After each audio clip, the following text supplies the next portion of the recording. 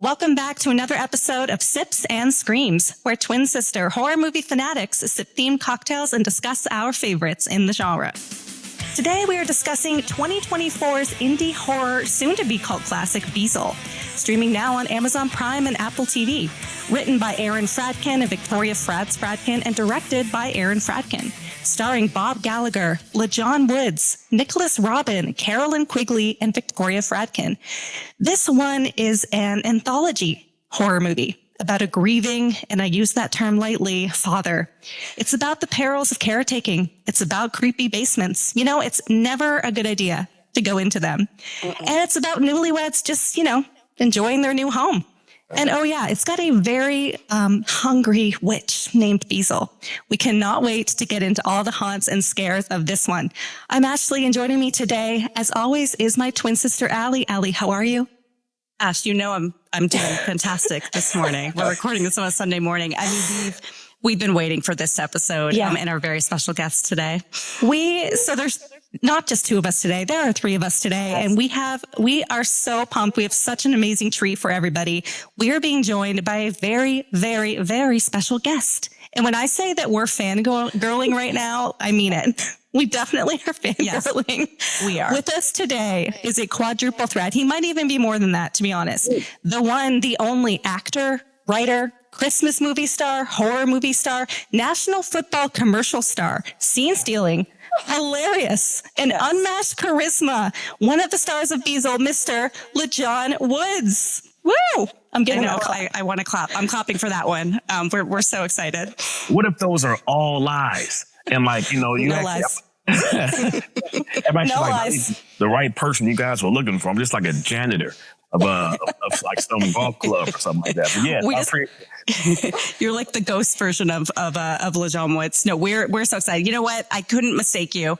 No. We've been checking you out on Instagram. I have seen a lot of your movies. So when I say I'm thrilled too, I am thrilled. To be completely honest, was a little nervous to interview you today because we've been just waiting for this for a while. I'm the one that's nervous. Oh, please. LeJon, I have to say, we manifested this. We did. I think it was 2 years ago. I don't know if you know this story.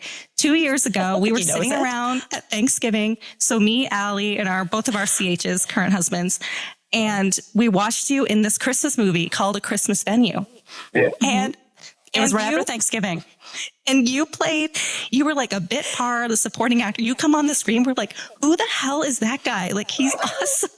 And so then we find you on Instagram. You got 4 random ads probably that day. You're like, who are these people all over the US? And then we found out that you were tour and did some horror movies, and we're like, this could not be more perfect. So we manifested this, and we're making it happen. That's some dope stuff. Seriously, man, that is insane. I can't. You got me over here blushing. You can't. Like a black dude, you really shouldn't be able to tell that they're blushing. But I got some red cheeks going on. That is fantastic, and that's secretly one of my favorite roles ever. Christmas Venue, because and we're probably getting into this, but I'm more of a comedic actor. I like to consider myself as such, and that was one of my most favorite comedic roles. So yeah, I'm so glad I saw that, man. Oh, we loved it. We posted about it on Instagram, and other people had seen it too. Yeah. And the bear, the obsession with the bears in it was so great. Yeah, it was such a good recurring joke in it. We loved it. That's so dope, man. Yeah. Everyone go check that out. Obviously check out Beezel, but Christmas Venue. You'll fall in love with LeJon too, just from watching that movie. Okay, so we are going to get into a lot of questions, but before we do that, we have a segment called, what's it called, Allie? Oh, it is called Killer Cocktail Time. Oh. Mm-hmm. Yeah. Oh. Yeah. And we actually have a cocktail today. We're excited about that. We do have a cocktail. Yeah. Allie, do you want to describe it? I know LeJon has his own special surprise. I know. Yeah. Before we get to LeJon's surprise, this one, stay with me. All right. We're discussing Beezel, which takes place primarily inside of an older New England style home. And when you think of New England, a big part, a nice part to visit, Cape Cod. So we thought, we're doing Cape Cods today. Cranberry juice, vodka. I, as always, put a little sparkling in mine, some Topo Chico.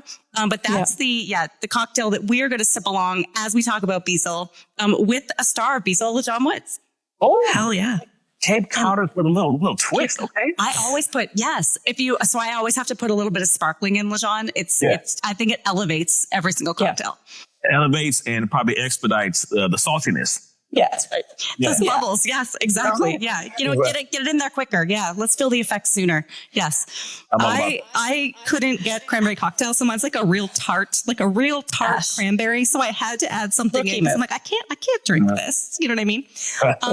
LeJon, you have something special. What are you are partaking? What are you we appreciate that you're partaking in the sipping today. I partaking. I made sure I had myself a breakfast sandwich. That way I can survive the interview and not get too damn drunk.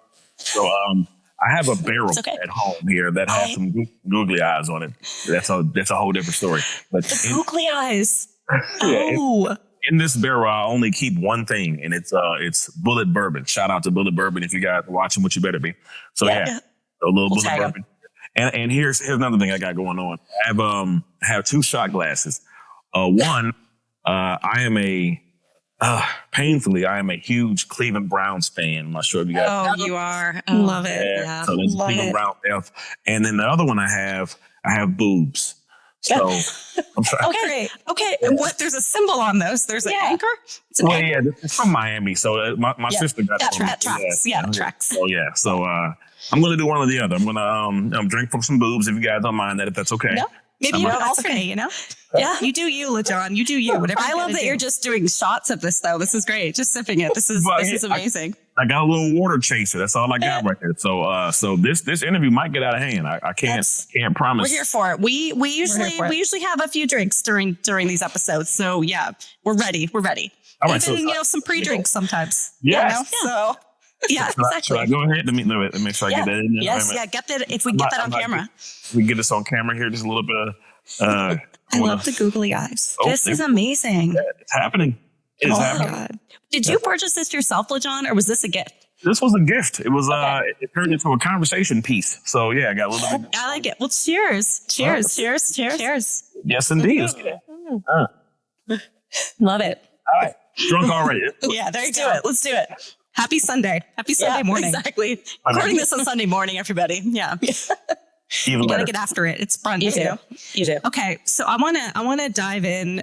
We have a lot of questions for you, but the very first question, this is a horror recap, fan podcast. We're such fans of horror, and I know you've starred in a lot of horror movies, and you're a horror movie fan too. So, what is your all-time favorite horror movie? All-time favorite horror movie. I always get tripped up on this because I'm not sure if it's a horror film. Okay. I love with Will Smith, I Am Legend. Yeah. I love that. I think that's horror. I think that's what frightens me about films like those, because the reality of the fact that this kind of stuff can actually go down, So, and when I put myself into that world, and I think that's what you have with all films. Whenever you're watching a film, put yourself into that world. That way you can better enjoy it, instead of just looking at it from a standpoint of, that's unrealistic and everything. Well, no, in this film, it's realistic. This stuff can still happen. And that's what scares the crap out of me about I Am Legend. So that's one of my personal favorites. That and the, I never say the word right. I want to hear how you pronounce it, though. I feel like I know what you're going to say. Amityville? Am I saying that right? I never know. I think it's Amityville. Amityville. I had to look this up. I had to look this up when we did the episode. I think it's Amity. Yeah. Amityville. Yeah. Amityville. So good. So good. The original one. I like the original one. Agreed. I love its pace. I love its tone. I love that old school audio with and everything. Yes. Just in the location in that house just so creepy. Yeah. And it just screams creepy and that kind of stuff. And I'm an old school guy. I mean, you can see the salt and pepper going on. I'm just like us too. We are too. I think we're like similar ages. We grew up on the old school horror too, and that's why we really like doing some of those episodes. Where these were out even before we were born. It's great. I love it. Exactly. Yeah. So Amityville. It's an amazing movie. I'll watch it I'll watch it tonight. Now that you said it, I'm like, I need to go watch that movie. But it's like the house is its own character. You know what I mean? Like the house is totally a part of it. So when you said that's creepy, because like it has eyes, not googly eyes, but like It has eyes, you know? It needs to, yes. It needs some. Yeah, but no, it said it perfectly. It has its own personality, its own character and everything. It took on this persona of this is just who I am, and you're going to have to deal with me as I am. And hey, if you like it, you like it. If you love it, you love it. If you don't like it, I'm going to make you hate it. You know? Right. Love that film. It does a pretty good job of that too, making you hate it. Yeah, Yes. I'd say so. Yeah. Okay, so I have a follow-up question about I Am Legend. I love that movie too. But Right. which ending did you get? Did you watch it in the theater? Because there's two endings, right?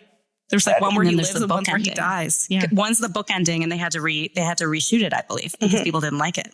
That is absolute breaking news to me right now. I did not know that. Yeah. Oh, you have to watch the other ending. Yeah. Are you It's on serious? YouTube. Yes, Yeah. yes, it's amazing. Two endings. All And right. I got two different ones. So Okay. All right. I'm going to answer the question, but since you hit me with some breaking news, I'm going to hit you with some news that you probably already do, but not a lot of people know this. Did you know that's the third version of that film? no, I didn't know that. No, Yes. the Will Smith version's the third version of it. the third version of it. Oh no, I didn't know that. We're gonna have to fact check it. That's I'm a huge Charlton Heston fan. Yes, Ben Hur or what's Planet this? of the Apes. But, yep, the Apes. He did, I believe, if I'm not mistaken, the second version, and then there's the very first version. It's the Omega Man, which I think is Charlton Heston, and I think the very first version is the Last Man on Earth, something like that. Yeah, so check those out as well. Oh, that's so crazy. I did not know that at all. And I love that movie. Yeah, you're like blowing my mind. So y'all blew my mind with the alternate ending, which I didn't know. So I believe I saw just the only ending where he dies. He has the grenade and everything. He just goes after to the zombie. So there was another. What was the other one? Where he lives. And he goes to the place. He lives and goes to that place with all the people. He lives. But it's really sad. But the alternate ending too, right, shows that they were right. The one we saw in the theater, was that where he realized that he's the bad guy. He's the bad guy. He's the bad guy. Yeah, they're like because hiding from him. Yeah, they're hiding from him the whole time. I guess the book has that. The book has the alternate ending, and I believe they screened it, and audience members didn't like it, so they went with the other ending. Yeah. I've been lied to. Yeah. Well, they wanted to make Will Smith the hero, not the villain, I guess. Not the bad guy. They killed him. He was the whole time. Yeah. Then he starts slapping people, so now he is like kind of the bad guy. So, Yes. He's sort of, I think his hero persona has fallen in the last few years. Yeah. How many years does he have left on his ban? Like 4 years, 5 years? It was a 10-year ban from the Oscars. It was a 10-year ban. 10-year ban. Yeah. Yeah. I think it was Really? like 20. Yes, I believe I didn't so. even know that. Wow. Yeah. Yeah. Wow. Hey, Don't look, slap people at the Oscars, you know? that's the power of an open hand slap. You never know what they'll bring for you. Things you don't want. But yeah. Exactly. Chris Rock made lemons out of lemonade out of lemons. You know what I mean? Yeah. He did in his stand-up. Gave him a lot of content. It did. No doubt. All right. We are going back. We, researched you on the internet. We have some questions just kind of about your past and your training and all of that. So we read that you got your bachelor's degree in psychology. I'm also a psychologist. So some parallels there. Yep. Let's at go. Shaw in Raleigh. That's correct. So we want to know, is there something that you learned at Shaw, like in your degree, that kind of helped you in your acting and writing career? That is a first. That is a very great question. Thank you. Great. Deep dive. We deep dive. Deep. We are. We dove deep for this one, LeJon. I thought you were going to mention somewhere where I was running around naked that I was going to have to defend myself. But it's even better. There's video on that. Yes. There's time. Coming. All right. One thing where psychology background relates to acting is people. I got into psychology because I love the study of not what we do, but why we do it. And the study of why, the reasons of the why and everything. And you win with people in everything you do. I don't care if it's business, sports, relationships, it doesn't matter, neighborhood, neighbors and things like you win with people. And the better you can understand the person, the people, the better you can understand also yourself. And of course, naturally, the more you understand yourself, the better you can understand others. And that plays such a pivotal role to me personally in the acting world because nothing beats knowing. Nothing beats camaraderie. And you got to excuse me. I might use a lot of sports references because I'm a former athlete. Yeah, go for it. Not a really good one, but a former athlete. That's okay. We know some sports. We do. Yeah. We know some. Yeah. We can keep up. Yeah. It's all good. It's all good.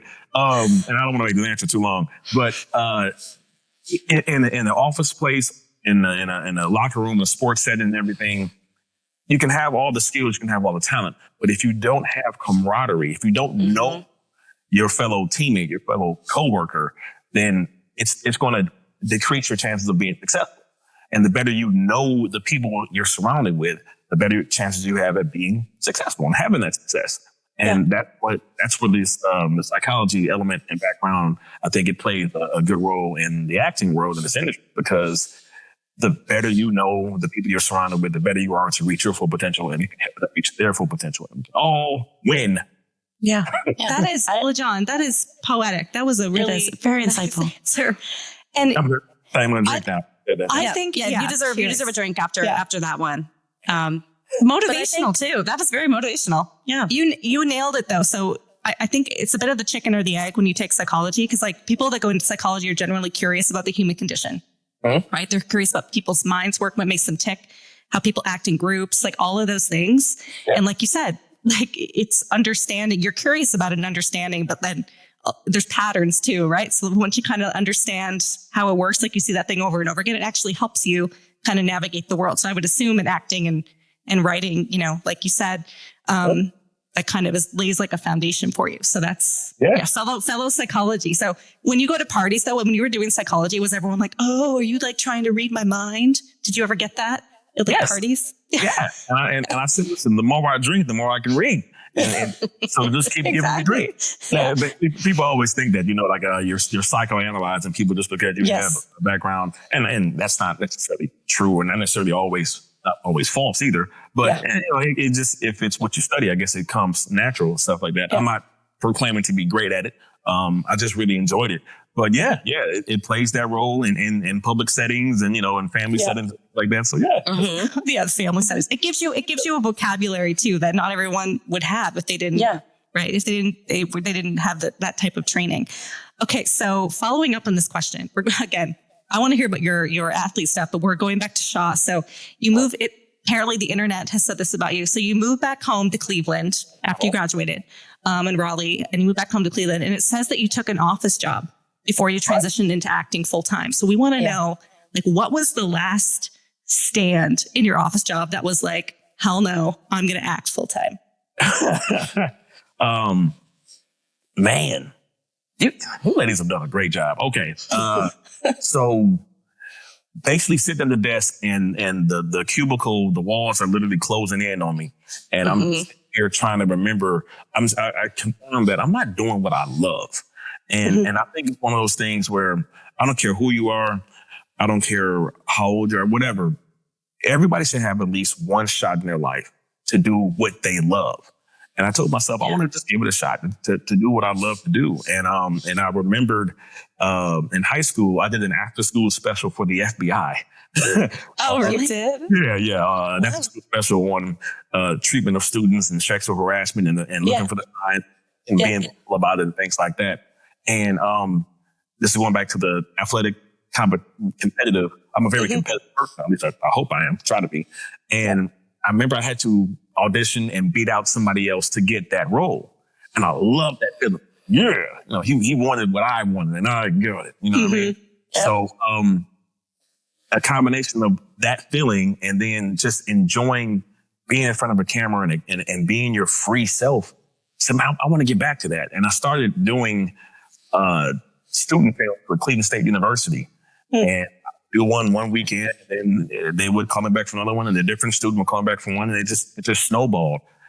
So ultimately, to answer your question again, is just realizing that there's something I want to do what I love and give it a shot. And I didn't care if it went down in burning flames. At least I tried, and that goes for anything that you do. If you fail big. No, give it a shot because regret scares the crap out of me. That word scares me, and I didn't want to have any regret never trying. And I also got into some trouble. Tell us. Do tell. Do tell. Have another shot and tell us. It's Get into it. Yeah, we want to get into it. While working for the city, while working in the office setting, I won't call out too many names. I got caught up in an extortion case. What? Yeah, and I had to serve 6 months of federal prison. What? LeJon. Research didn't tell you that. That didn't come up in the research. That's not showing up on Google, like the AI version of Google. Oh my God. Like, what can you tell us about that? Well, before being an actor, I tried being a criminal. It didn't work. You tried. It didn't work out that well. Yeah. Oh my God. Just foolish, young, immature. Yeah. I own it, and I speak about it all the time. I love talking about it because if me talking about that experience can prevent somebody from doing something stupid like I did, then so be it. Yeah. But yeah, I got caught up in an extortion case, just contracts and things like that, and trying to shake down contractors for additional dimes and nickels here and there. So yeah. Wow. Yeah. That's an inflection point in your life, huh? Yeah. Absolutely. That is. Yeah. And it was really necessary. As strange as that may sound, because I was kind of walking around like I was, the hottest smoking stuff on the planet, and I needed And I'm very, very grateful for that experience. But yeah, that did happen. And then as a result of that, going back to the 9-to-5 life was kind of like, that record ain't going anywhere. That happened. Yep. You might want to find something that we're in an industry where people don't really care about your past like that. And that so wow. Well, you've done well with it too. I mean, thanks so much for sharing that story too. I did not know that. No. It's nice to see that, after that, how your career has gone in acting. So I think that's it's almost like a success story in a way after that, right? Yeah. It's a blessing. It's a very much success story. It's a blessing. It doesn't come without hard work and some passion and some dedication. And it doesn't come without some luck too, So, but that did happen, and I'm grateful for it. And it's a story that I don't get a chance to talk about much because people don't research like you, ladies. That just didn't show up. I know it didn't, but I'm glad we got there. Then I'm glad we got to hear about the officer and we got there. No, wow. So I know, right? It was so interesting. So you got back into acting. Most of your movies have been the ones that I've seen lately. You've done more horror, but you've done a lot of Christmas movies, right? So very joyous. You play these joyful characters. You bring everybody joy. Yeah. You're very funny. You're so funny in these movies. What's kind of different about these Christmas movies versus something like horror? Like what kind of differentiates the process for you? Mindset, if anything. I think the mindset that you come into of what you're trying to achieve, when it's Christmas, most directors, especially one director who I've worked with a few times, Bruce Wimple, horror and Christmas film. Yeah. He likes to create the mood, so he'll play Christmas music as we're in between shots and things like that on the. Everybody's all jolly and everything. There's that feel. And you want to maintain that feel and achieve the goal of the purpose of that film. That, it's a Christmas film. It's supposed to bring joy. It's supposed to bring, that just pleasant overall, just vibe towards the season and everything. So the mindset going into it is one of the things that creates that difference. And when it's the horror, we're trying to create that shock. We're trying to create that fear. We're trying to create that scary element. Yeah. And when you maintain what's the best word to use? Probably the unknown. Even though we know, because we know the work that we're doing, but if the best you possibly can have that sense of the unknown, that sense of truly not knowing what's going on next and what's coming next and everything, I think it helps expose that scariness and that scary element and that feel of this character who's going into a situation that they are, unaware of the outcome. So and that takes talent too, right? Yeah. Because you've read the script, you know the lines, you do know what's coming next, but you have to convey on screen that you don't. Exactly. Yeah. That's the fun part though. I love it. And that's what I love about it. That's what I love about any script for that matter. So So are you just kind of spitballing off of that answer? Are you more of a fan of psychological horror or more of kind of that, really gory horror, slasher type horror? What do you gravitate more towards? Definitely more psychological horror. Yeah. It's, of anything. All right. I'm about to get butt naked with you ladies here. Yeah, go for it. And I think All right. Blame it on the whiskey. It's the bourbon. It's the bourbon. Yeah. I am not a true, genuine horror fan. Oh no. Like, here's the thing. I love sacrilegious. Exactly. I know, right? I love. Like, how can that be? I love and respect the genre, but it's one of those things where when I'm doing it, I'm crazy about it. At home, I very rarely ever sit down and watch them. Right. And I don't even know if I can get your answer as to why I feel that way. But it's one of those things where, like, I don't know. You can love painting, but who loves watching paint dry? That's ridiculous. Love doing it. I love doing it, but sometimes I just don't love watching it. Oh, have you seen Beezel and Hangman? Yes. You sat down and watched them. Okay, I'm like, you left it all out there on the field, and then you're like not revisiting. You're like, I haven't even seen it. And you're like, no. Yeah, no, never seen 1 minute of these stuff. No. No, I've watched them. And I made a mistake and watched Beezel at like 2:30 in the morning. Oh God. And it was like pitch black. It gets you. Yeah. So, of course scary. I was there. I was there for my scenes, but everything else, I'm like, damn, that was a rough one, man. Yeah. Hangman isn't as nowhere near as scary and chilling as Beezel is, but trust me, it's got its points. Yeah, it's got its points. Yeah, I think Hangman, you're pretty funny in it. I appreciate that. You're comedic. You're funny in it. I think it got a bad rap, and I'll get back to your question. I do that so much, but okay. I think Hangman got a bad rap because this is the one thing I love about horror and the horror community. I love the community of horror. It's such a loyal. It is. Yes. Even the podcast horror community is very loyal. It is. Yeah. And supportive. The three of us, we could do a comedy and nobody would watch it because who are these three people? We can do a drama, a mystery, thriller, the same. Yeah. But we can do a horror and everybody will watch it because it doesn't matter who's in it. It's horror.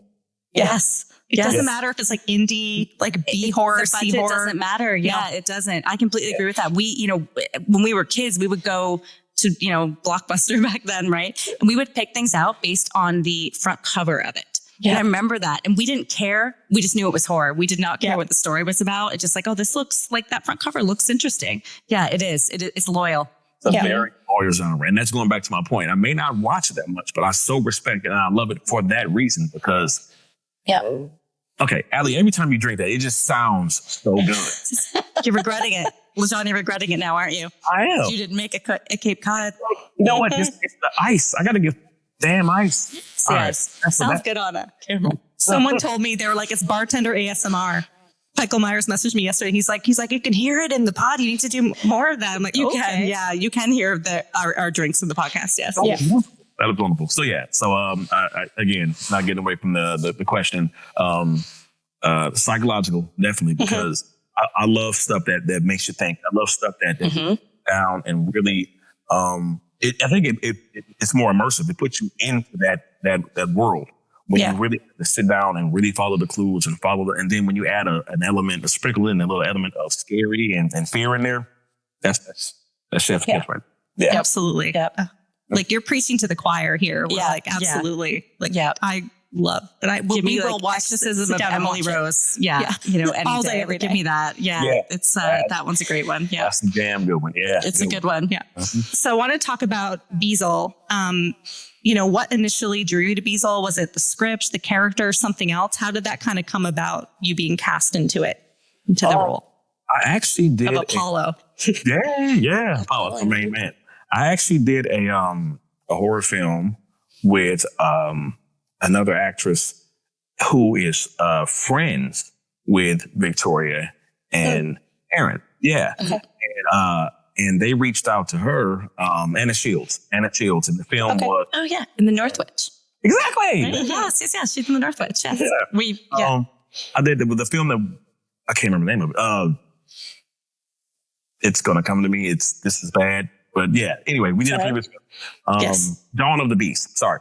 Yeah, we did. Okay. And they saw me in that film, and they reached out to her and said, "Hey, what do you think how do you think he would feel about doing a horror film with us?" And Anna created the connection, and then I said, "Sure, let's do it." Matter of fact, I got the call. I got the call for Beezel while shooting the Christmas venue. Oh, really? You did? Full circle. Oh, yeah. Love it. Oh my goodness. Oh, that's great. And so they reached out. I agreed to it, everything, showed me the script and whatnot. I auditioned. They still wanted me to do a role, or sorry, do a video for Apollo. They liked it and flew out to Boston. Yeah, flew to Boston, made it happen, and just had a great time. I was out there for about 5 or 6, 7 days, something like that. And in that creepy ass house. Oh, that house. That creepy ass house that Aaron Bradkin grew up in. I know. That's insane. It's so good. The basement. I mean, everything about that house. The crawl spaces. What were those? Like the window things where you open it up and the witch is there. You're like, what? Yeah. Terrifying. It could have been more. It could have been the damn documentary of the house. That house. It could have. Seriously, it was weird, man. Creepy. Did they have to do a lot with that house to get it set up, or was it already set up that way? Like the house, the floor, the basement wasn't done. I think it was even dirt on the right. It was dirt floor in the basement of that house. Well, I know they live out west, and before shooting, I believe they were actually in the process of selling it. Okay. Yeah. So they didn't have to do much. Again, it's already set. Was scary as is. Okay. So you were there for a week filming. Did anything creepy happen when you were on set that you could talk about? Not necessarily. I don't know if it was creepy, but okay. You mentioned the crawl space. It's just this. Okay, every time we went to it, and there was this door, and every time we opened it, this weird, chilly, cool air. Not for like a long time, but like the initial when you open the door, it's like, wow, Beezel. Beezel, are you there? Exactly. And I'm sitting here, we're in between shots and everything, and they would open it for whatever reason. I'm just like, You spent a good amount of time in that basement in this film. You did. While we were shooting. While we weren't shooting, I spent a good amount of time upstairs. You're out the second they yell cut and you're just like up the stairs. I would go ahead and get me some crap. Just go upstairs and get some snacks. Yeah, no, it was the basement served its purpose. It was perfect. Absolutely perfect for us. So good. So good. Oh my goodness. So you're the first part of the movie. Right, it's an anthology. You're the first part. You're like in the first opening scene when you're walking into the house. It starts with you because you're from New York, and you're like, we don't drive in New York. 3 miles, just walking 3 miles to the house. Yeah, my camera equipment and stuff. Yeah. So your scene partner, he was so creepy. And what was it like acting with him? Because I know I was reading, I'm like, man, he looks like he's giving like Jeffrey Dahmer. You know what I mean? With the glasses. He had the Dahmer glasses for the way he was looking at you, like almost like he was gonna eat you or something. Like, there's that like feeling. What was that like? Kind of just acting across from him, from Bob Gallagher. First of all, it was wonderful. Bob Gallagher, amazing. You hear people say that certain actors act with their eyes. He's definitely one of them. What just compounded that was acting with his eyes, and then he would do these angles with those glasses. Yeah. Like for instance, when we're in the kitchen, I'm sitting down, drinking water and stuff and everything, and he's like looking up and looking down at me, and his eyes, man, his eyes just so much creepy in that film, and his mannerisms, his tone, his pace. Mm-hmm. He was so immersed in Harold J. Wings, man. I mean, I give Bob so much credit because, like I said earlier, you win with people. It takes a team. It takes camaraderie. But to put I gave him so much credit for just truly becoming that man, you know, and then his quirkiness and everything. And then some ways he would hang on to words and just, oh my goodness, it was so much fun work with him. And then it's one of those things when you didn't realize how creepy it was until you saw it. Yeah. And the film, you know, doing the scenes with a guy we're working at that time, and you don't really, I guess you're not really engulfed in how creepy it is. But then you sit back at 2:30 in the morning in the dark. Like, damn, man. Yeah. It's very effective. And I think for me, it grabbed me immediately. So the second you show up and just it's just the two of you. And I guess his wife comes into it at some point too, right? But it's and obviously the witch. But yeah, it grabbed me immediately. And I say the first 60 seconds of that movie, I was like, okay, this is going to be good. I'm very excited for when we post this episode too, because I want everyone to watch it. I was pleasantly surprised at how good it was and actually how effective and scary it was. Yes. And you're watching it and like you're Apollo. You're like, Apollo, no, don't drink the water. Don't do it. You're like waiting for it to happen. And your eyes, like Bob Gallagher was amazing the way he was like playing it, but you can like see the wheels turning in your head, like watching it. It's like you're very like in the scene, very grounded. And you can like see you trying to slowly figure it out, let it come together. And it's really good. It ramps up. It's amazing. It does. The first 10 minutes. Thank you. Thank you. It was so much fun. It was so much fun to do. And so we want to talk about your other movie. We have some more Beezel questions, but we want to talk about Hangman because you did double duty on Hangman. You wrote it and you starred in it. So how do you do that? Like, what's that process like in kind of taking that on? What's the biggest challenge in doing both of those roles? Well, collaborative writing with Bruce Wimble as well. I was more of an associate writer nonetheless, but more of an associate writer on that film. I'm giving you the Hollywood spin, you know? I'm like, you wrote it. Yeah. I appreciate that. That's well done. Well played. It was what made it easy. I'll be careful saying easy, but what made it doable and made it more fun, if anything, also was the fact that LeJon is a parent and I'm a parent. I have a 21-year-old son and a 17-year-old daughter. And and having that element and having that experience as a parent made it easier to see it from LeJon's perspective. And just as much as it was easier to see it from his perspective, from a writing perspective, it made it also easier to see it from an action, from performance perspective. Yeah. So when you combine those two, when you combine the experience of being a parent and the love, hear me, of the parent, and the scariness of the possible realities of losing your child in any circumstance, it made it. Again, putting yourself in that space, it made it easier to see it. Difficult to feel sometimes at points. I mean, difficult to portray at times, but everything. But it also made it more realistic, you know. So yeah. And I will say, because I watched them a few days apart. I watched Beezel, watched Hangman, and just your approach to it. It was gentler. There was. I gotta say, you switched it up very well from playing like an Apollo to playing LeJon, and just that gentle sort of approach. Those conversations that you were having with your son in the movie. It was very clear. Like your voice was even deeper. Like I could see that you were approaching them and playing them differently. And I really appreciated that. And I think that added to the desperation of the rest of the movie when he's gone. In that movie too, a lot of action. I mean, he does a lot in that movie. Action star. Oh yeah. That was Bruce Wimple. And when he sees this, you'll know, I've talked about it many times. I'm certain you both have seen Evil Dead. And, and he wanted to have that kind of feel, that kind of vibe. And put LeJon through physical hell.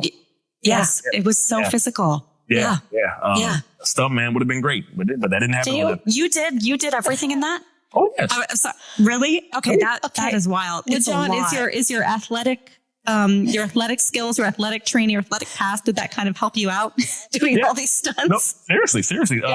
Bruce Wimble talks about that. He talks about how it's easier to work with actors who have athletic backgrounds. And many directors have said this because, especially when you want them to do physical things, because understand it better. They know what it takes and all the sacrifices and everything. Again, I'm not sitting here saying I was a great athlete because I was not great. What did you play? Football?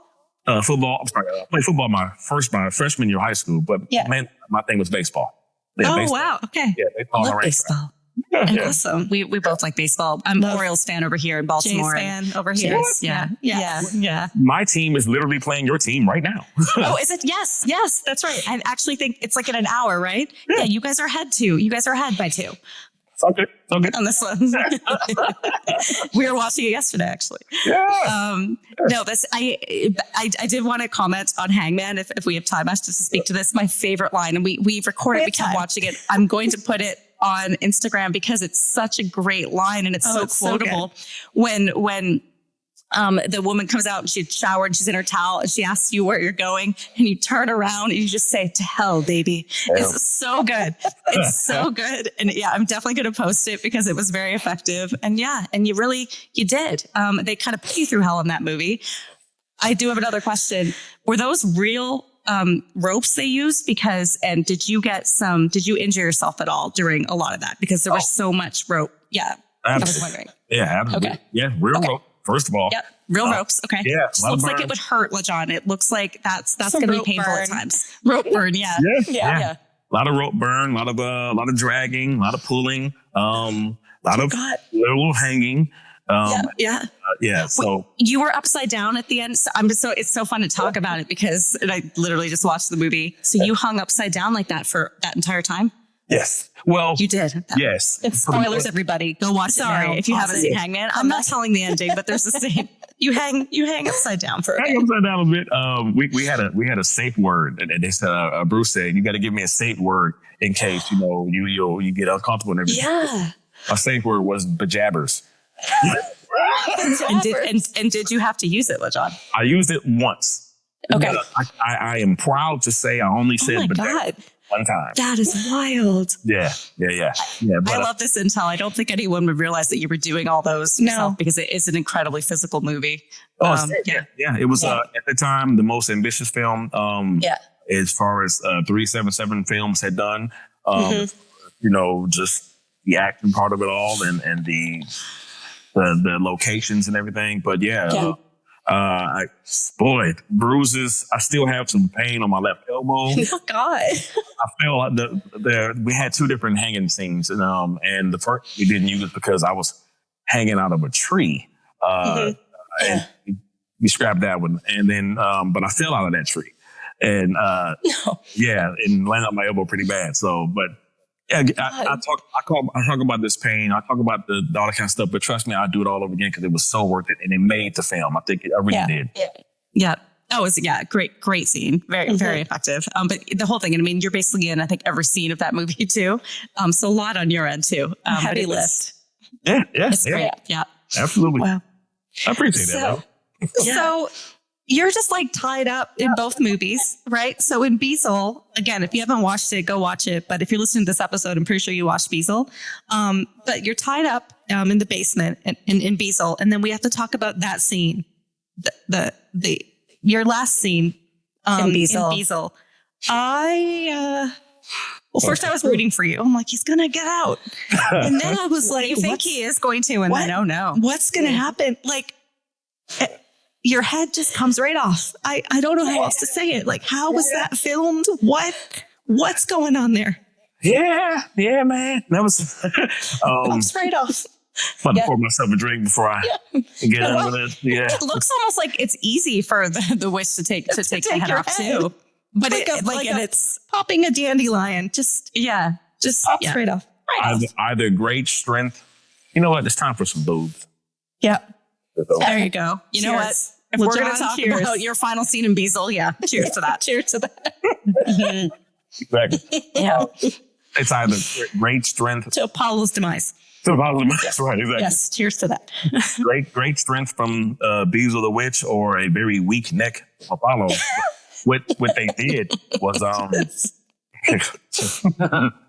know we're very excited, and people are going to be very excited to hear how it's done from the man himself. Yeah.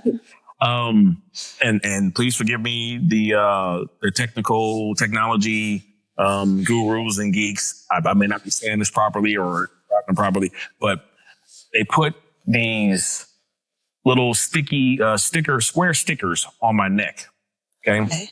So it's almost like, I think what they call like a plate, and you'll film the individual, and I had to physically, the best I possibly could, stretch my neck. And those little green squares were for, of course, the green screen.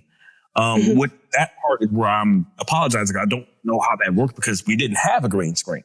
Right. But I had to physically stretch my neck as best I possibly could to sell the removal. Yeah. And those dots played some kind of a, CGI type role with it separating. So yeah. And then, the blood spray and all that kind of. But it was great. They did a fantastic. It was like, I wasn't expecting that. I wasn't either, because you think he's going to get out. Yeah. So it is a surprise when it happens because it happens fast. Here's what's funny as hell. On this very couch, because I'm in my living room, I'm sitting on this very couch, and my TV is like right over here, right? And I'm watching this at 2:30 in the morning, which is all a mistake. And here I did it. I remember doing the scene.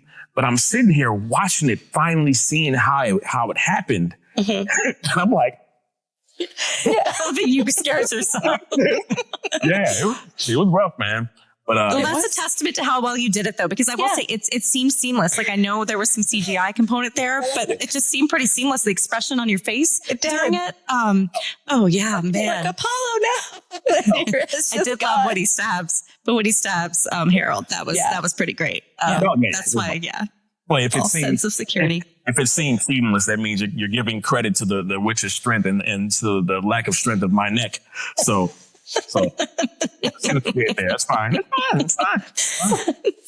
I was like, is this for a souvenir? Like, what's happening here?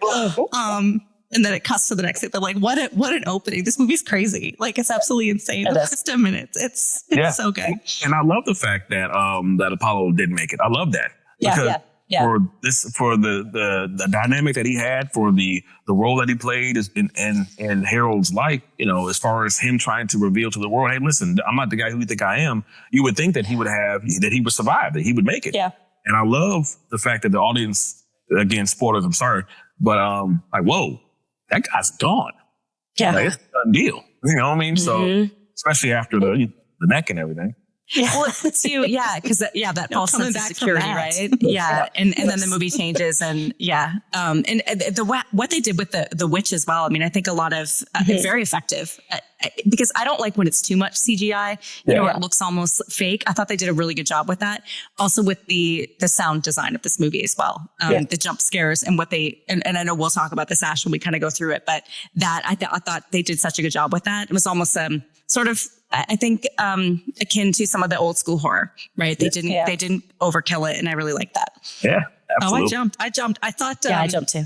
It's so interesting too, because your part's in the day, right? I guess you get drugged, and then it's in the evening when you're in the basement, but like you feel safe because it's during the day. You're like, nothing's going to happen right during the day, and then it quickly takes a turn. Exactly. You played it well. Thank you. So, what does LeJon Woods have coming up? What are your upcoming projects? Anything you want to kind of talk about that you're excited about? Horror wise, one just came out. I didn't play a big role in this one, but I'm very grateful to be a part of it. And I'm so proud of the people who did it. Caitlin Lunardi and Capture. Check out Capture if you have not heard of that. I have not seen that. Another Bruce Wimple film. Found footage type film. So you might like it. Yeah. Well, love found footage. Well, I got to be kind of loose on that, but to that. A film that I did 5 years ago that is just now being released called My Best Friend's Dead. My Best Friend's Dead. Okay. Friend's Dead. Yeah. That one, that was a blast. We did that in Vermont. And, it's, about a woman two friends who, they made this promise to themselves that if anything would ever happen to one of them, one would try their best to revive the other. And it ends up happening. And in most cases, when you revive someone or something that has died, it doesn't turn out that well. And Yeah. Is that a horror? LeJon, is that a horror movie? That's a horror movie. Yeah. Okay. Yeah. All Oh, right. so there's two. Oh my God. Oh, I'll watch Capture them. and My Best Friend's Dead. Okay. Yeah, Capture, my best friend's dead. Awesome. Yeah, that's what's going on. This next month on May 2nd, this is for the non-horror fans. I apologize. Yeah, no, that's okay. I think there's a lot of We like overlap all between movies. holiday movies, and yeah, we do. Good. That's awesome. I'm in a Hallmark film called Kentucky Roses. Okay. This all of the scenes were shot at Churchill Downs in Louisville, Kentucky. This where they actually run the Derby. The film was on the debut on the day of the Kentucky Derby, which is May 2nd. Awesome. On Hallmark. Yeah. Basically about a film, it's Hallmarky, so we know how those films are. It's pretty much all the same. I love them. Yeah. Me too. I'm here for it. Yeah. So is this a romantic comedy or a romance movie, LeJon? Yeah, more of a romance movie. Yeah. Okay. Yeah. And Yeah. what role do you play? Yeah. What do you play in it? I play the role of a foreman, and the lead character. He's a construction worker, and he's he's been brought in to do some repairs at Churchill Downs, and he and I are butting heads in regards to his approach and his ideas of how things should get done, and then my old school approach and things I think should get done. And so it's a great time. I think it's gonna be a really, really good film. Really looking forward to it. Awesome. Oh, we're checking that out. May We 2nd. will. Yeah. Any other national commercials, LeJon, that you're going to be involved in? That was so exciting to see you Super on Bowl. Yeah. Oh yeah, thank you. Yeah. Yeah, that was certified Angus beef. Yeah. It's Yeah. not certified. It's not the best. I gotta say that. Yeah. He's doing the commercial for us right now, guys. I know. This is great. This is great. I had to find out myself because I never bought certified Angus beef beforehand, and then like, well, damn, I'm working for them. I'm gonna go ahead and taste this. Yeah. There's a true difference in that beef. Really? It's a real deal. Yeah. So for all those who are beefist, beef lovers, such as myself, please certified Angus beef. If it's not certified, it's not the best. I'm gonna be looking for that now at the grocery store. Same here. Yeah. I'm like, John said, don't get it. This is certified. Okay, LeJon. National wise, what do I have going on? You have to excuse me because sometimes I find myself forgetting, and that's not a bad thing. I'm always grateful to forget. That means I've been doing. You're busy. Yeah, exactly. Yeah, you're busy. You're booked and busy. I did something for Stanley Steamer, and that's still been shooting and everything. I feel like I've seen it. Has that out yet? Did you not do one? Did you do one for them before? It was some time back, yeah. I've seen it. Yeah. Because we were out somewhere. I remember sitting in me and current husband, who I have to also say, LeJon, my current husband is from Ohio. So he grew up. Yes, he's from Ohio. Yeah. Mm-hmm. So he grew up, God, why am I forgetting this city? Niles, Ohio. Yes. How dare you? No, that's awesome. That's awesome, man. He's my main man already. That's great. Yeah. He was an athlete too. He played basketball. Yeah, he played basketball. In college. Yeah. In high school and college. Yeah. And I think you guys are actually around the same age too. So yeah. And he's a big Cavs fan. He's not a Browns fan though. But he's a big Cavs fan. Yeah. Well, hopefully we'll see what the Cavs do and tell them I said. Let's see. Yeah. I will. I know. We watched the end of the game yesterday. They're playing your Raptors, Ash. So I know, but the Raptors did not do well. Yeah. They did not do well yesterday. So I don't know. They'll be all right. 2019 was our year. I'm like, we did it. We got the ring. And LeJon, where can people reach you? Can they Instagram you, email you? How can people get a hold of you? Yeah. Instagram is the best bet. At LeJonism. My name, LeJonism. At LeJonism. On Instagram, that's the best bet. Reach out to me. Let me know if you think I'm great, if you think I suck, if you think the film is great, if you think the film sucks. I appreciate it all. Seriously, I do. I really do. Because I love the fact that this is an industry where you're allowed to have an opinion. You're allowed to say, that's not good. You're allowed to say that's great, and you can allow to have someone look at the exact same thing, two people, husband and wife, and one loved and one hated. I love that. Yeah. So, yeah. That's so true. And I think, any comment or attention, hey, you know what? It helps the algorithm. So please give all the feedback you want. And people take the time to comment and write you, like you made an impact either way. Right. So I think that's it's fine. It's all good. As you're saying that, I got to mention, a few times people have reached out to me. One of my favorites, a gentleman in Africa, he just said one thing.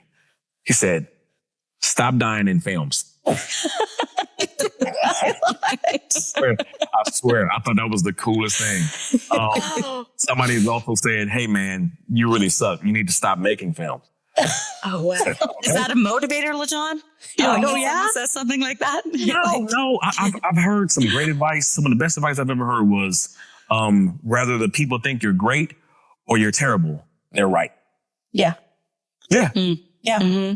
Yeah. I mean, It's subjective. yeah. There's not been one living thing in the history of this planet that has been loved or hated by everyone. Yeah. You know, it's either one or the other, you know? So, Yeah. Yeah. And It's that's so usually true. when you're not really making it until people start hating on you. You know what I mean? Exactly. Like if it's all good, it's too safe. yeah. So yeah.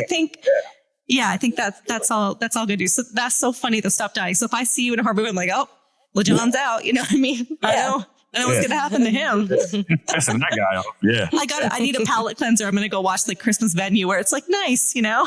He doesn't die in that. Yeah. And then he starts dying in the Christmas movies too. And we're like, I'm what is oh happening? God, like chicken or the egg? What are you doing? Can't have that. Yeah. Getting stabbed by a whole Christmas tree. That's not. Yeah. Well, your allergies almost killed you in that one movie, I guess. So I think Christmas Venue was pretty. That cool. was Christmas Venue. Yeah, that's right. Yeah. That's right. And So if you drink, you guys are beer lovers. There's also the Christmas brew. Check that Yes. Oh, you think we haven't seen that? LeJon? We haven't seen that. Like the we've day, seen it. LeJon, the day it Yeah, you came think- out, curled Mhm. up on the couch. I think I had a beer, and I was like, oh, yeah. We actually did watch it, I think, the weekend it came out or something did. last year. Yeah. It was so good. That was a great one, too. I really like that one. Yeah, And you that's sold the beer, too. It made you did. want it. It made you want to drink beer. Yes. the whole thing. Enforcing alcoholism. Yeah, exactly. You know, this is Sips and Screams. Yeah. It's all right. Yeah. Cheers to that. Well, we've had an absolute blast hanging out with you, getting kind of like the behind the scenes insight. We're going to keep watching your movies. We're never going to stop. And you're so busy. So, we'll have to, if we ever do a Christmas episode, we'll have to have you on again. But we're going to watch all of your horror movies. We're so excited. Yes. I appreciate y'all so much. Thank you for the time. Thank you for the support. Thank you for the belief.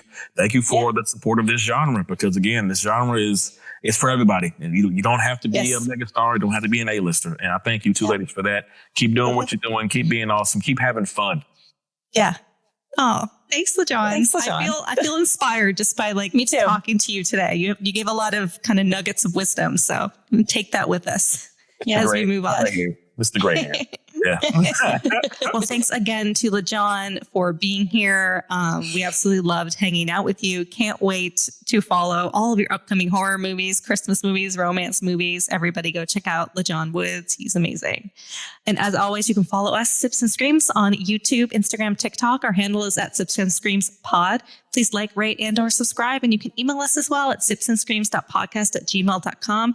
And we are absolutely everywhere where you get your podcasts. Okay, it's time for Sips and Synopsis. We went over some of this with LeJon, but we're going to go over a few more details. Ali, why don't you go ahead and tell us about the plot of Beezel? Okay, Beezel, as you just heard during our interview with LeJon, this one has some scares. It's a part found footage, takes place in a house over several decades. I believe it's over 6 different decades. It's an anthology. So what we see are basically 4 different time periods in this movie. Oh, And right. it The starts- fourth one. I forgot about the fourth one. Well, actually, technically, it's 5 time periods. Actually, it's 5 time periods. 5. 5. There's 5. Let me break it down for you, Ash. There's 3 main ones and the one at the end. No, there's 4 main ones and one at the end. All Okay. right. It What? starts in the 60s. Because it starts in the 60s with the Super 8 film. Oh, you're with right. Harold Weems, and his first wife and their son. And we're just seeing it basically found footage style, some Super 8 film. His wife is in a crawl space in the basement, asks the son for some food. She's hungry. Dear God. Yeah.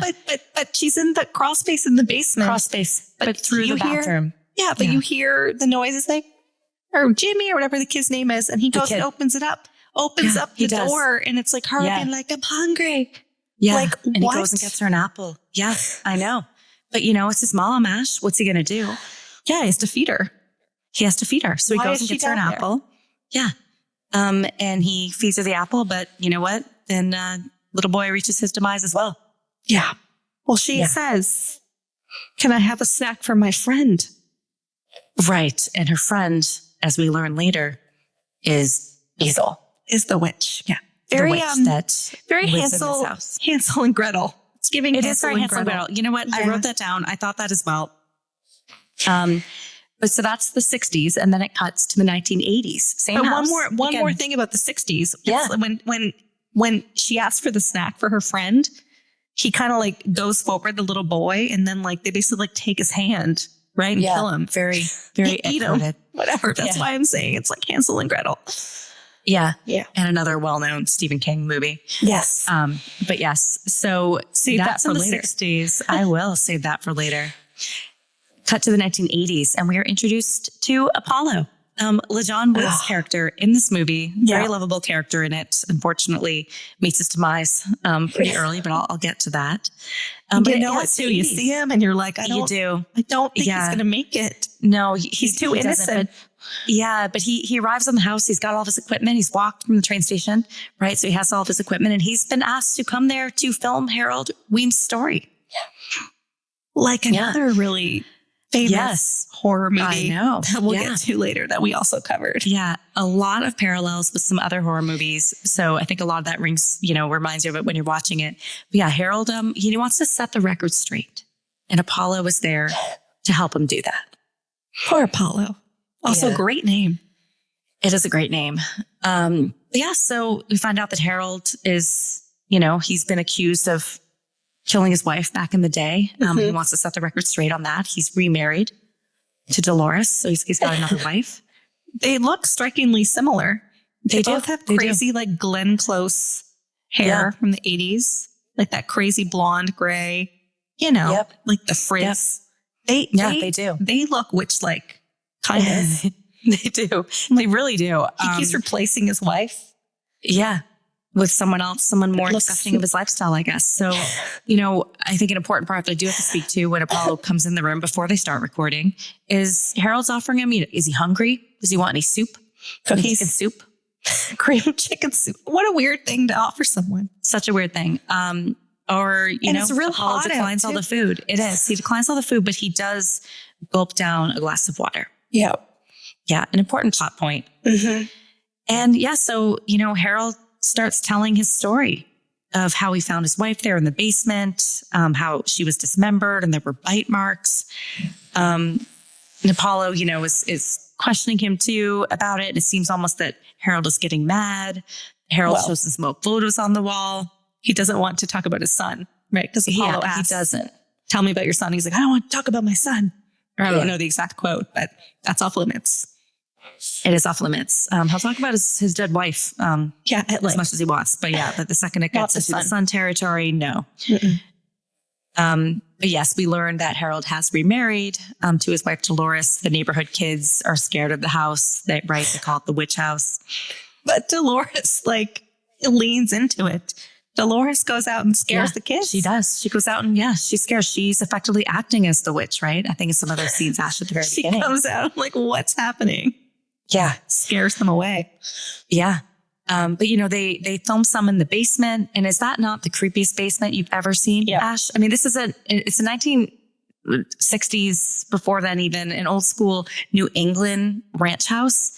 And a lot of them had these unfinished basements. And so, a lot of what is filmed down there is so great. And they even use, that VHS recording from the 80s. But it's creepy on its own. I mean, that's a character. I think that basement's a character in this movie. It's so good. I can't believe LeJon shared they didn't have to do anything to the set. It came as is. That's how creepy it was. That's horror movie, fuel, nightmare fuel. It is. For sure. Oh, it is. Yeah. But Apollo walks in on Harold. He wants to show him some old home videos. He's going through it, some of those Super 8 videos. Yeah. And he even sees that Harold recorded his dead wife, right? And Apollo's even like, why would you record that? And we learn a little bit about why he did. While Harold is going through, I guess, some family memories, Apollo's seeing this, right? And he sees a video of his dead wife, right? With blood coming out of her eyes. And Harold starts speaking, saying, it's fascinating how she feeds. Yeah. And then we see the image of the witch. So, at this point, Apollo's not feeling very well. He's sweating sweating profusely. He's not doing well. And he passes out and wakes up in that basement, tied to a chair. Ugh, Apollo.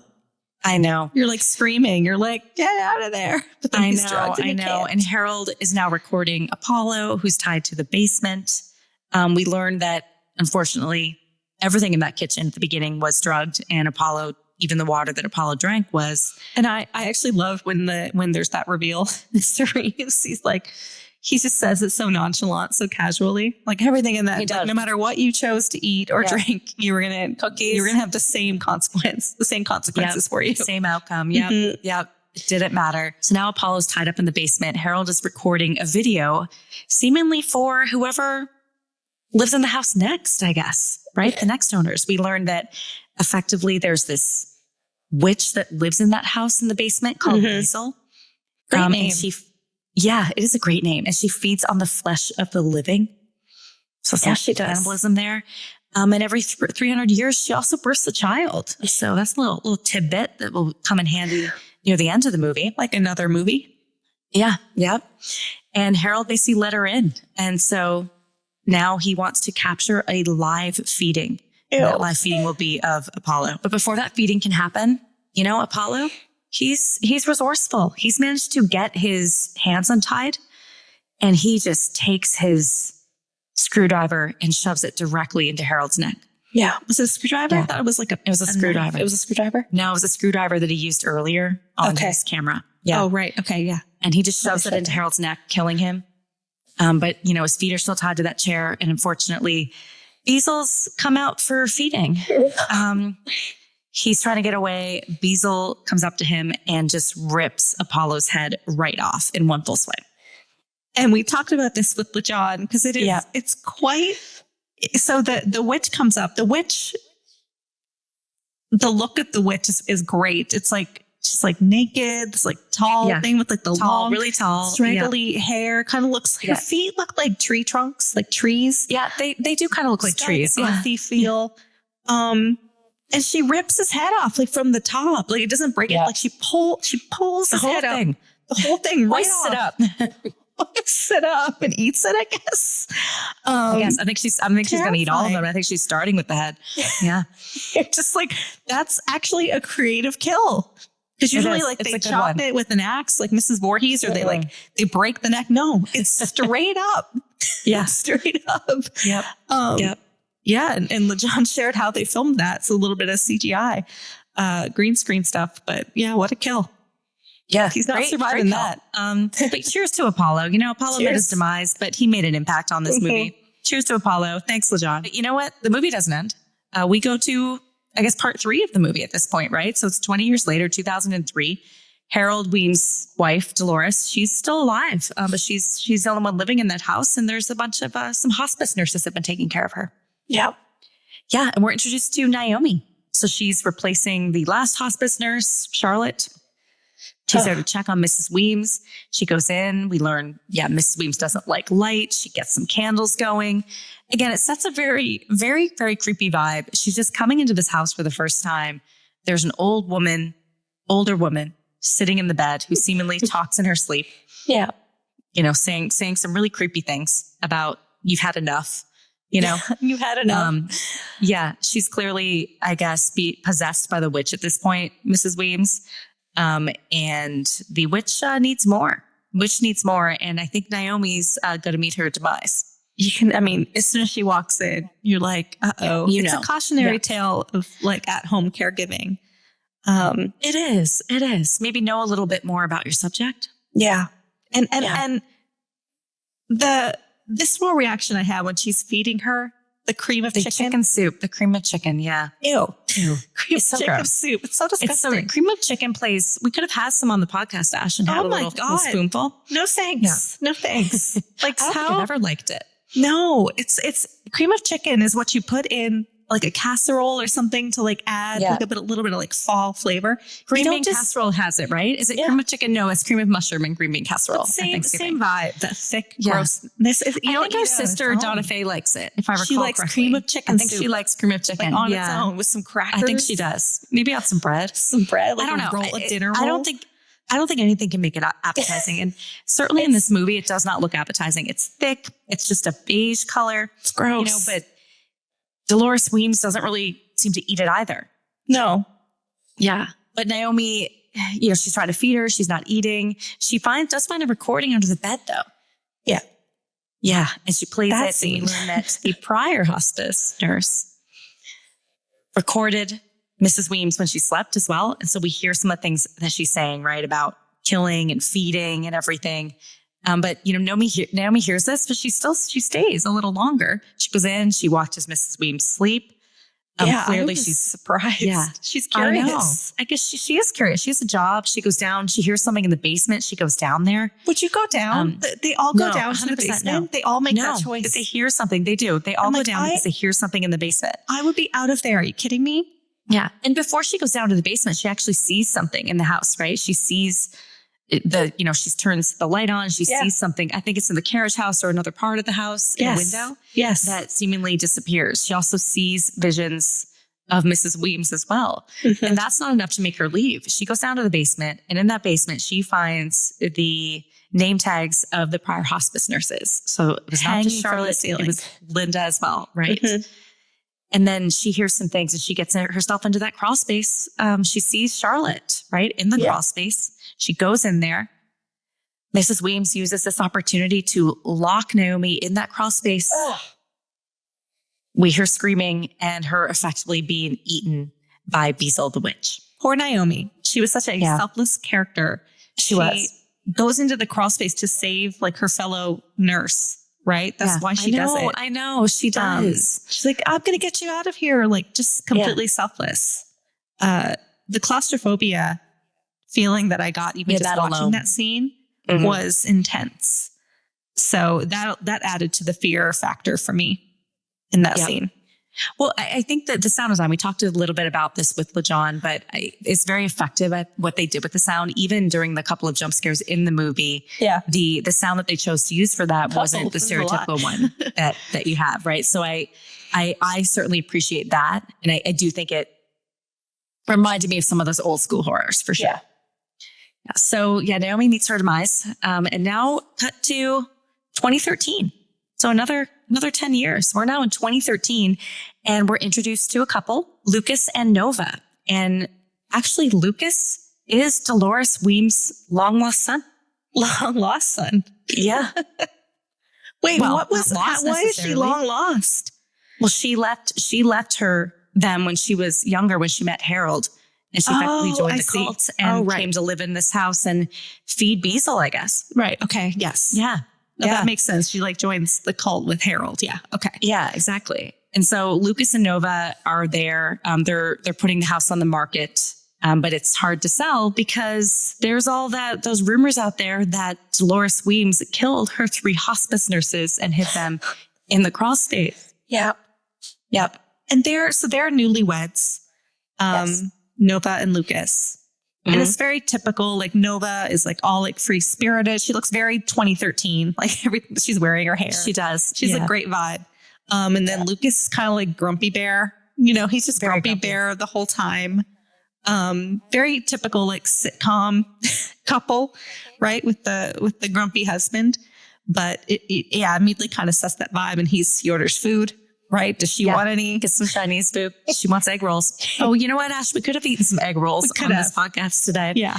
And maybe we'll order Chinese food, like watching the movie. Did. Yeah, it did. But, I think he's being realistic about it, right? Because he just wants to sell that house and go back to France. Yeah. He doesn't want to live there.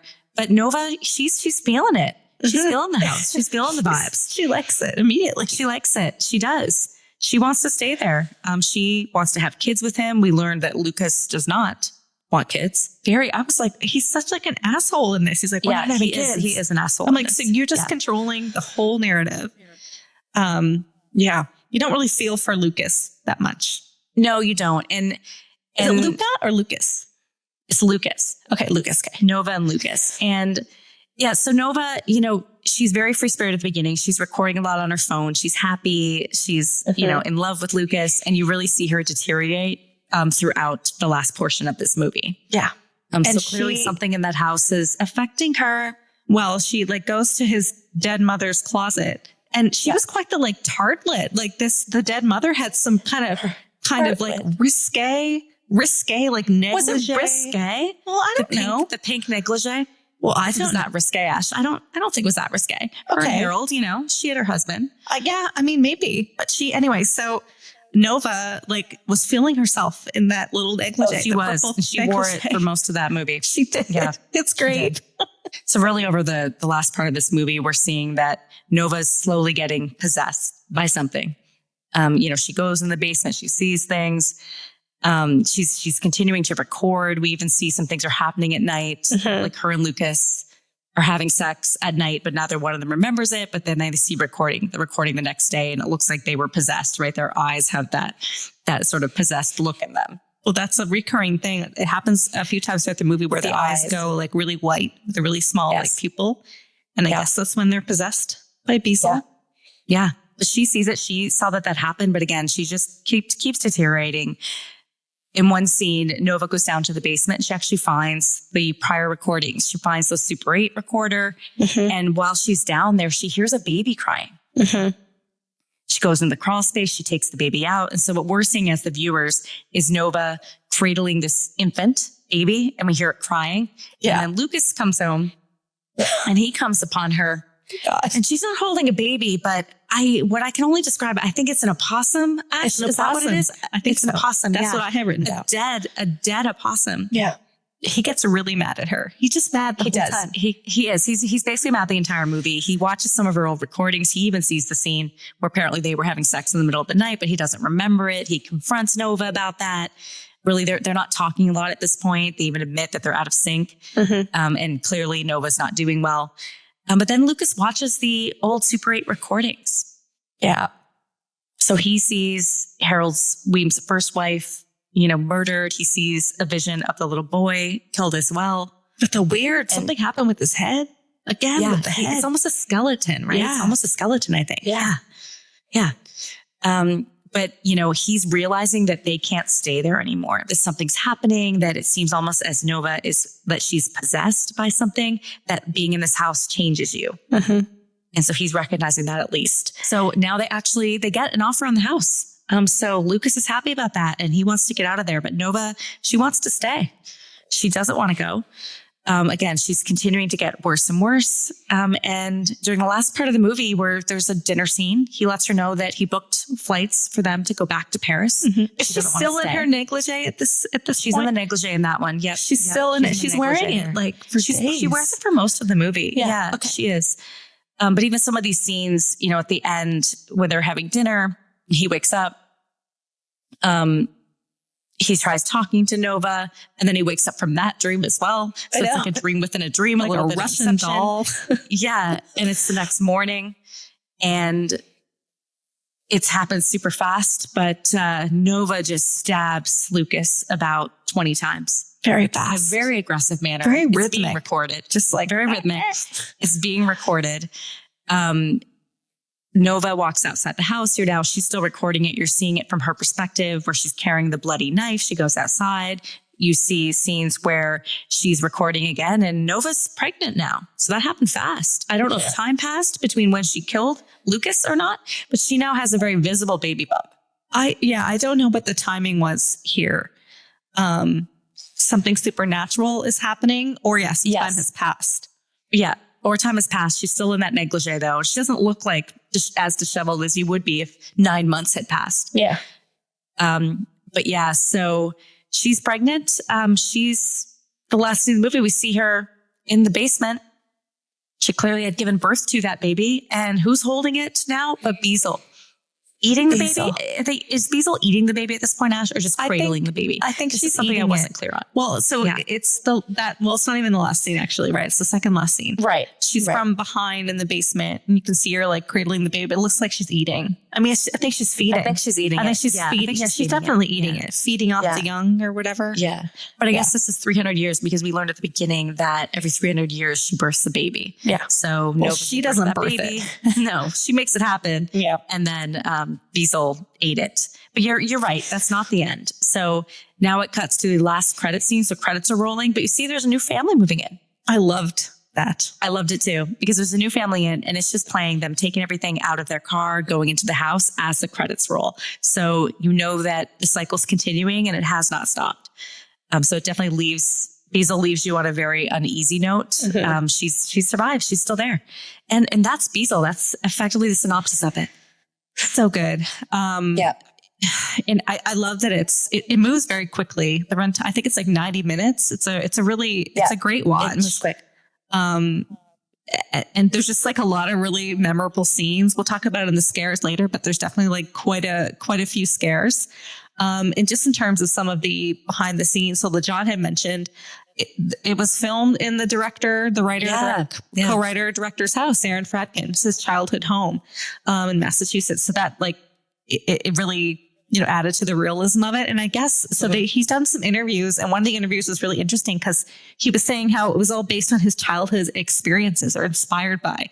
So it was that house, and his parents, like he had his room, and his parents like slept not in like another wing. It wasn't that big of a house, but in another area of the house. And like at night, his imagination would just kind of like get away from him, and he'd always like just be like imagining these things that would happen. Right. So he said like the basement was creepy. They had this like old boiler system. They had the crawl space, all of that stuff, like how it was portrayed in the movie. Like that's how he imagined it, and that's how it actually was. So he was imagining kind of these creepy things that might happen in that house. So I think that kept it. Yeah, it was just like a very like real with the sound footage and everything, but the house like looks lived in. It's really cool. It doesn't look like a set. Yeah. And then so his wife, Victoria Fradkin, right? His wife co-wrote and started it. She was Nova. And I guess she didn't watch the movie until like they sold the house. She was like scared. She thought the house was haunted. She waited until the house was sold before she would even watch the movie. I guess she'd want to like conjure up any like bad mojo or demons or anything. Yeah, she wouldn't watch it.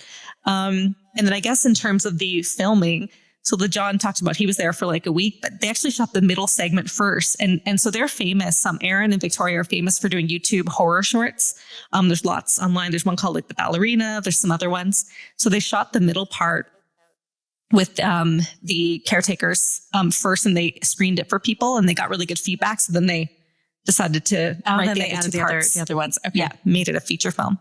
And there's this, so we talked to LeJon about everything that happened to him in the basement when his character first comes in, Apollo. He's like reviewing some of the footage because it's like the 80s, right? When he's there. So he has like one of those like old school VHS recorder. And then he's reviewing some of the footage. He's reviewing it. And then I guess like when he originally rewinds it and was looking and turned the light up, remember he increases the exposure, the brightness. Yes. He actually saw like the Beezel outline. That originally wasn't in the script and wasn't in the original recording. They added that, I guess, to kind of like add more of a punch to the scare for that. And we talked about this with LeJon, but that's why I mentioned the Jeffrey Dahmer thing with Bob Gallagher, Mr. Woods. Yeah. So his character was inspired by Jeffrey Dahmer with the glasses. Oh, it was? And I guess in like the casting, the glasses were like a direct, apparently like inspiration from Dahmer. And I guess when they cast him, they reached out to him, Bob Gallagher, when they were casting, and then he sent his health tape, his audition tape, and they thought he was like just the right amount of creepy. And then they had told him like a little bit of background story that was based on Dahmer, and I guess he kind of brought some of that to the scenes. But so good. I said this to LeJon. I'm like, man, like those scenes are crazy because he just looks like a serial killer. He does. He looks like a serial killer, and he plays it not in a super obvious, overt way, right? It's very delicate the way he plays it. Yes. And then, we talked about there isn't like a ton of CGI and stuff. There's like a little bit of like effects and stuff with the head. The one scene with the head and a little bit with the witch.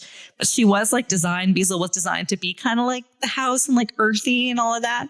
Because it's like very, like her feet are like kind of dirty. They look like tree trunks, all of that. So that was all intentional to suggest kind of like that earthy, like historic, ancient kind of, history or origin where she came from. Okay, it's time for Screamometer.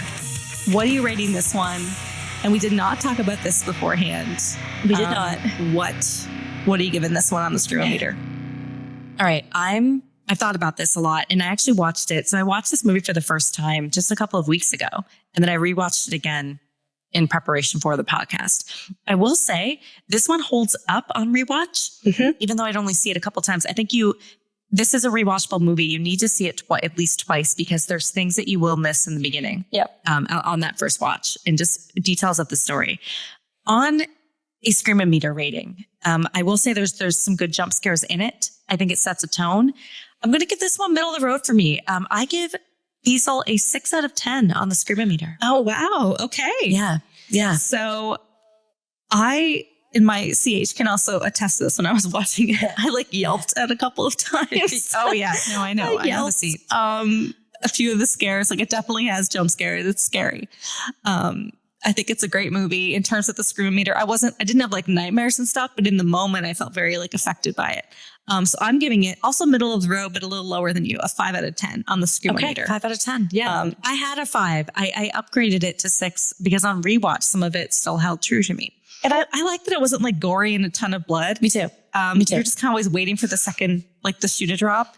And it ramps up. The ending is scary. The ending is good. You're going to jump. You'll jump. It's like these quick cuts. It's pretty scary. Okay, it's time for Sip and Tell, where we discuss our personal experiences related to the content of the movie. So what do we have in terms of the content of Beezel? Well, we talked about cream of chicken soup, right? I feel like this was like a staple in like the 80s and 90s. Like parents would just like have the Campbell's cream of chicken soup. Campbell's soup, yeah. There was always a few of them in our cupboard. And apparently our sister used to eat it. I really think she did. Donna Faye needs to chime in. I think she used to eat it. But I think it's the most disgusting. I mean, maybe cream and mushroom on its own, like on its own, like a very disgusting soup. I don't think it's meant to be eaten like on its own. It's meant to be like a filler, like you said, Thanksgiving, to put in other things. But man, I remember those Campbell's, like the white and red, soup labels. I remember all of that. And so the cream of chicken, like it's like of a time, like when it had it in the 80s, I'm like, it tracks. But this was in 2003 when Naomi's feeding it to Mrs. Weems. Well, it has. And I got to say, could we talk about the scene when she's feeding it to her? It's the soup that keeps on giving. They still make it now. Campbell's is like, still get it. People are buying it.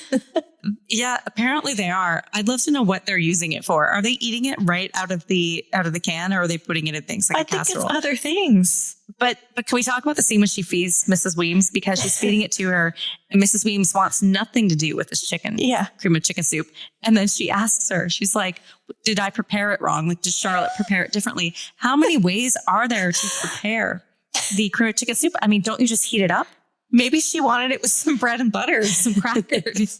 Maybe she did. Maybe that's what she was asking for. Yeah. I don't know. You just put it on the stove, guys. Okay. And then the crawl spaces. So our aunt and uncle had this old farmhouse, and they had one of those like basement type things, cellars, I guess. And it had a dirt floor. And we used to play it had a dirt floor, and they also had crawl spaces underneath the stairs. There was like this it wasn't an attic because it was on the first floor, but we used to play hide and go seek, and people would get in those crawl spaces. Like, would I do that now? Absolutely not. I'm so claustrophobic. Like, no, absolutely. But we used to like play hide and go seek, crawl in, and we'd crawl in. Right. And you would like, if you hid in there, like you were not getting found. Like you won hide and seek. There's nobody gonna find you, but you had to like endure the terror of it. So, you had to make that decision. And then my other sip and tell is this. So we mentioned the opossum, right? When she's like cradling, we think it was an opossum. So I've had a few run-ins with opossums. I understand that they are good for the world. They eat all like the critters and all the things, but they are like, if you see one in the flesh, they're creepy. Like I don't want to cradle it. Like they're scary. No. So I lived in Missouri. You were there for this, Al. For some I time. can attest that this is a true story. And Missouri would have like a lot of critters, like a lot of like squirrels running around and opossum, and they would get up. We saw one time outside of our townhouse place, and like I swear to God, it was on on its hind legs. It was like walking. It was on its hind legs. It was walking on its hind legs. Yes, it was. It walked upright. This like white opossum. You're like, oh my God. But not just that, it turned its head and looked at us. It turned its head. Well, I think over the years we've embellished it a little bit. I remember it walking with something in its arms, and it turned and looked at us. Something in its arms. Okay, this is what I remember. It was holding. Okay. It was holding something. We were in the kitchen. It turned and looked at us. We locked eyes, and then it went on its way. Well, it didn't go on its way. It went into the gutter. And then we never saw it again. Alan didn't have anything in its arms. I But think it did have like the red eyes. I remember that. So that was one opossum story. I have another one.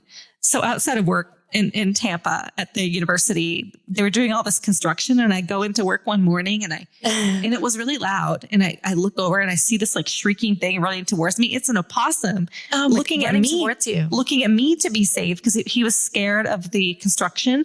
So it's running towards me, like, and I'm like, "Oh, save me, Mama!" It was like I ran to the door. I'm like Michael Myers, like is chasing you. You're trying to like get into your office door. I'm like, oh, it's running towards me. This white opossum. And I get in and I shut the door. I'm like, there's an opossum out here, and I don't know What did it do? Did it try to get in? It's like, let me in too. Yeah, I like tried, but I like just ran away. But there's been other sightings of this opossum since, so it's still around. Other people have said that they've seen it. You think that they're cute, but when they're coming at you like full force, either on their hind legs or running at you, it's pretty terrifying. Okay, it is time for sips and scares. I think there are a lot of scares in this movie. We talked with LeJon, like Apollo's head thing. It's just, you're not expecting it. You're not expecting that. You really aren't. And you're rooting for him and you think he's going to survive, and he does not. His head gets pulled right off. Yeah. And then it just cuts to the next part. Like you don't really have time to like deal with it. It's just like decades later. I thought like the original thing, and it's very subtle. Like when the eye, like the father, Mr. Weems or whatever, Harold, when his eyes change, like whenever like the witch's clothes or they're getting possessed, his eyes change. The to that eyes white change color with the little black dot. That's like scary. And it is something that you gotta like really, really look for it. The dream thing. So speaking of the chicken soup, she did drink it because in the second part, Mrs. Weems, and she's in the Mrs. Weems or Weems? Oh, it's Weems. So she had to have some of it because it cuts to the dream thing. And I guess it is a dream with the nurse. Naomi's sitting there and she's dreaming, and Mrs. Weems is in front of her. Yeah, and all of a sudden she's in front of her on like all fours with the cream of chicken like coming out of her mouth. Yeah. And I jumped at that. That was pretty scary.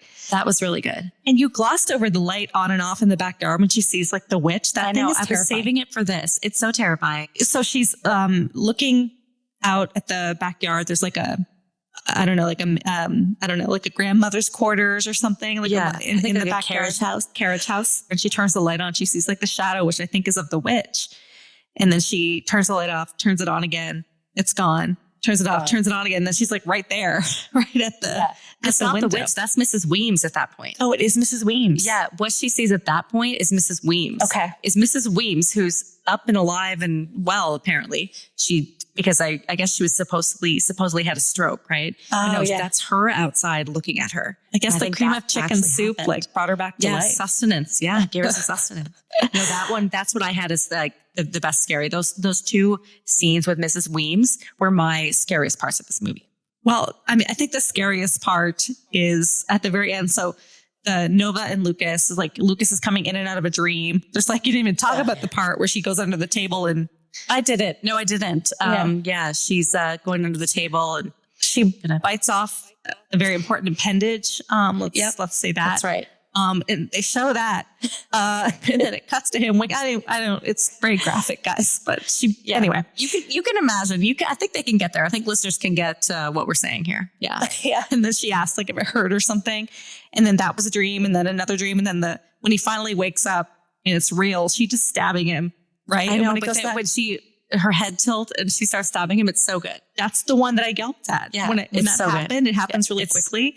I thought that was so scary. And I thought the ending was really interesting when they go to the credits and it's the new family moving in. It wasn't scary, but like really interesting, really kind of novel how they ended it that way.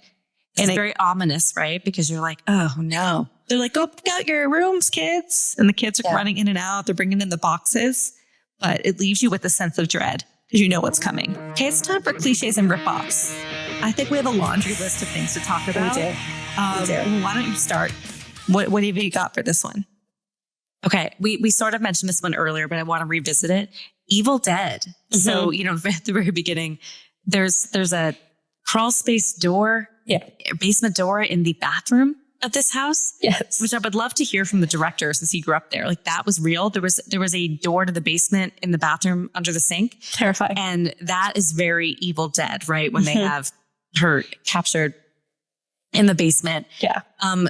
Sinister. So our most recent episode, with the Super 8 film, them finding the box, that was very similar. Finding the box of the Super 8 film and watching it. Even how it's filmed at the beginning, was that somehow like filter or something? It has like the little burn thing on the side. Like I the think Super 8, when they showed it at the beginning, it's I think they absolutely actually filmed it on Super 8, I'm assuming. Yeah, they did. They did everything. They didn't use it in like any modern filming. Yeah. But yeah, they kind of filmed the little boy at the beginning when he's like playing with this train set and it like cuts. And then it starts to move into like the more ominous scene where he goes to feed the mother and dies. Very similar to the family movies, right? Very similar. From Sinister. Yeah. It. Okay, I didn't have it. What was the It reference? Oh.